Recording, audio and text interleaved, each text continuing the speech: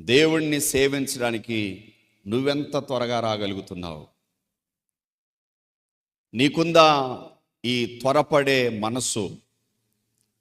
దేవుని మందిరంలో అది ఏ ప్రార్థన అయినా సరే, అది విజ్ఞాపన ప్రార్థనే కావచ్చు, ఉపవాస ప్రార్థనే కావచ్చు, ఆల్ నైట్ ప్రార్థనే కావచ్చు, స్త్రీల కూడికే కావచ్చు, చిల్డ్రన్స్ మీటింగే కావచ్చు, ఆదివారపు ఆరాధన కావచ్చు, పబ్లిక్ మీటింగే కావచ్చు, అది ఏదైనా సరే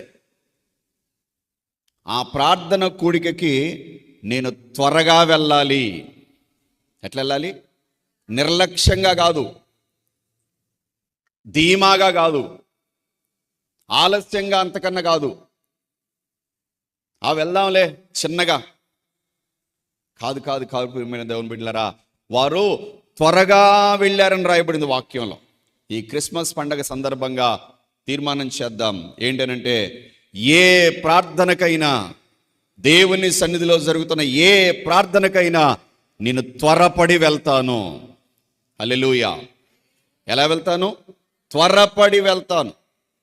నేనంటాను దేవుని సేవకునిగా, ఏ ప్రార్థన అయినా సరే ప్రారంభపు ప్రార్థనలో ఏ విశ్వాస అయితే ఉంటాడో అతడే దేవుని పట్ల నిజమైన భక్తి కలిగిన వాడు.